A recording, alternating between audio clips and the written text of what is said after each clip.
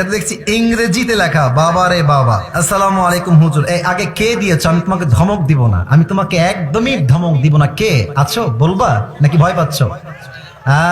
সোনামণি, দাল মে কুছ কালা তো জরুর হ্যায় ইহাঁ পে। আচ্ছা ঠিক আছে, যাও, আমি বলবো না। আমি আজকে তোমাকে নাম বলতে বলছি না, আমি পড়া ট্রাই করছি। এদিকে তাকান। আসসালামু আলাইকুম হুজুর, টেক লাভ। ওয়ালাইকুম আসসালাম। প্লিজ আনসার, দয়া করে উত্তর দিবেন। আচ্ছা, আ গার্ল নেমড এ, মানে সে পরিপূর্ণ নামটা উল্লেখ করে নাই, ঠিক আছে। সে লিখেছে marries a boy named B without her parents permission, মানে একটা মেয়ে এবং একটা ছেলে, এই যে এ দিয়ে বি দিয়ে নাম দিয়ে বুঝাইছে, তারা আব্বা আম্মার পারমিশন ছাড়া বিয়ে করেছে। After some days the girl named A, ওই মেয়েটা, এ নামের মেয়েটা দূরে চলে গেছে, and marriage another boy named C without divorcing the boy named B. What should they do now? That's a very important question. সে প্রশ্ন করেছে কি, আমি বোঝাচ্ছি আপনাদেরকে। আমি আবারও পরে জাস্ট ট্রান্সলেশন করছি বোঝাবার স্বার্থে। A girl named A marries a boy named B. একজন এ নামের ছেলে বি নামের মেয়েকে বিয়ে করেছে পারমিশন ছাড়া, উইথআউট হার প্যারেন্টস পারমিশন, কোনো অনুমতি ছাড়াই বিয়ে করেছে।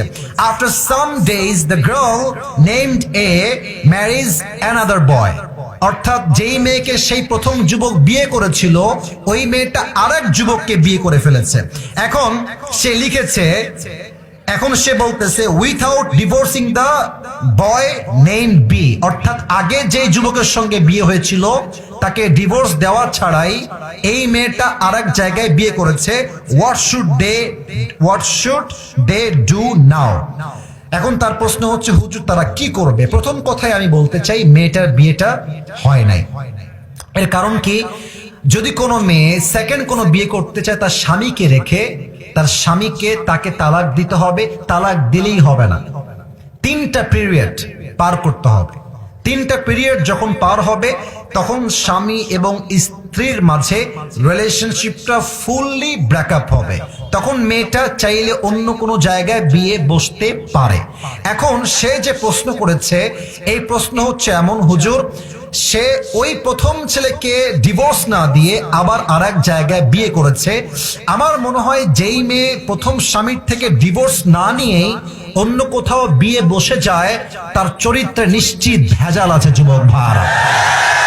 আর আমি একটা কথা মনে প্রাণে বিশ্বাস করি, বিশ্বাস বড় একটা দামি জিনিস। সস্তা মানুষ বিশ্বাসের মান ধরে রাখতে পারে না। যেই মেয়েটা তোমাকে ডিভোর্স না দিয়েই বিয়ে করেছে, মনে রাখবা ওইটা আসলে সেকেন্ড টাইম তোমার বউ হওয়ার যোগ্যতা রাখে না। ওকে ডিভোর্স দেওয়াই উত্তম হবে। তবে মেয়েটা যদি এখন সত্যি বিয়ে করে সংসার করে, আমি আপনাকে কোরআন দিয়ে বলছি, হাদিস থেকে বলছি, কোরআনের চোখ দিয়ে বলছি, হাদিসের চোখ দিয়ে বলছি, মাসআলার চোখ দিয়ে বলছি, মেয়েটা এখন স্বামীর সঙ্গে থাকলেও জেনা হবে, শুইলেও জেনা হবে, ডানে বামে যাবে, একসঙ্গে থাকবে, দ্বিতীয় স্বামীর সঙ্গে প্রত্যেকটা কাজ জেনার শামিল হবে। কারণ তার প্রথম বিয়ের থেকে সে এখনো মুক্তি পেতে পারে নাই। কথা ঠিক আছে কিনা বলে?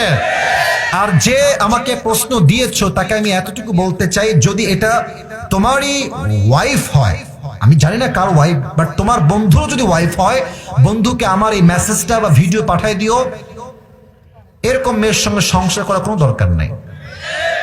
এবং এই মেয়েটা যা করছে এখন, বিশ্বাস করেন, যাকে যে বিয়ে করেছে, ওই মেয়েটা যাকে বিয়ে করছে, ওর জীবনটাও জাহান্নাম হয়ে যাবে।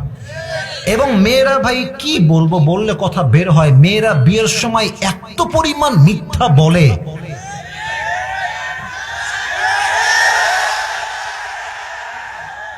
চার ঘাটে পানি খেয়ে আসছে বলে, আমি তো জীবনে কারোর দিকে চোখ তুলেও তাকাইনি, আমাকে কেউ দেখে। এই মিথ্যা কথা বলে যুবকটাকে বিয়ে করে। আর যুবক পরে গিয়ে জানতে পারে যে এইটা সবচেয়ে নষ্টা ক্যাটাগরির মেয়ে। যুবক ভাই, আমার প্রিয় বোনেরা, আপনার বিয়ের পূর্বে সত্য বলবেন, যা বলবেন বাস্তব বলবেন। আপনি আজকে আটা মেখে বিয়ে করবেন, আপনাকে তো বাসর করে মুখ ধোয়া লাগবে যুবক ভাইরা। কথা ঠিক আছে না? তো আমরা বলি, আগের বেজার ভালো, পরের বেজার ভালো না। যা আছে বলে দেন, বাস্তবতাকে হাইলাইট করেন।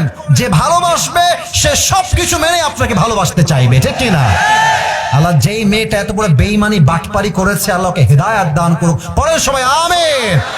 আর আমার মনে হয় যে এর পেছনের বাপ মায়ের হাত আছে, মেয়ের বাপ মায়ের হাত। মেয়ের বাপ মা বলে, এই তুই চলে আয়, তোর যা লাগবে আমরা তোকে দেব।